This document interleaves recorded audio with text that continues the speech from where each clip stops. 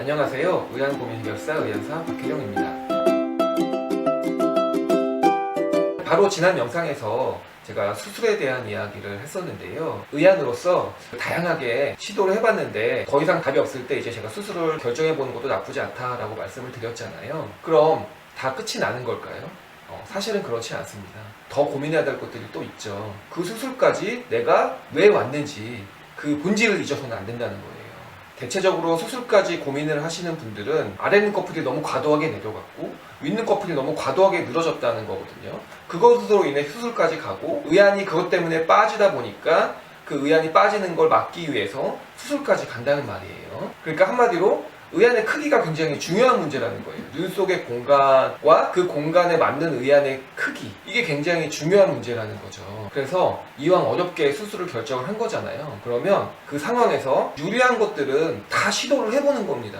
저는 그게 되게 중요하다고 생각을 하거든요. 수술 전에 현재 착용하고 있는 의안이 내가 봐도 너무 크고 눈으로 이렇게 양쪽으로 이렇게 만져봤을 때도 너무 앞으로 이렇게 튀어나온 상태라면 그 의안을 기준으로 수술하려는 생각을 좀 버리는 게 좋지 않을까. 그 의안은 그냥 없는 셈 치는 것도 저는 나쁘지 않다고 생각을 하거든요. 그래서 적극적으로 수술하신 의사 선생님과도 좀 상담을 하시고 의안을 제작한 의안사분과도 좀 상담을 하셔가지고 의안의 크기를 기존보다 어떻게 하면 좀 많이 줄일 수 있는, 그 의안이 망가져도 좋으니까 그 의안 어차피 수술하고 나서 다시 쓴다는 생각은 좀 안 하시는 게 좋거든요. 만약에 기준이 있는 상태에서 만든다고 하면 되도록이면 작은 상태의 기준으로 수술을 하셔야 좀 도움이 많이 될 겁니다. 왜냐하면 큰 기준에서 수술하게 되면 수술이 그렇게 드라마틱하게 되지는 않을 거예요. 왜냐면 그 의안 자체가 너무 큰데 그 주머니도 그럼 커야 되지 않겠습니까? 그러니까 그렇게 되면 좀 쉽지 않다라는 거죠.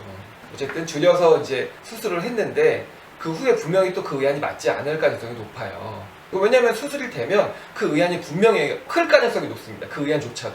그러면 다시 큰 게 들어가게 되는 거잖아요. 그 수술된 눈 속에.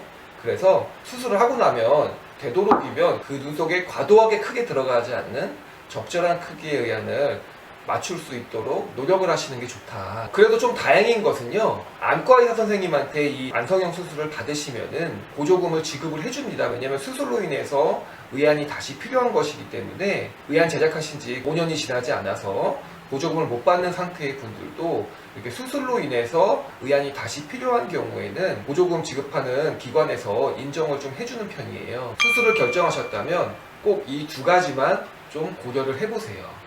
첫 번째, 의안의 크기를 적극적으로 조절하라.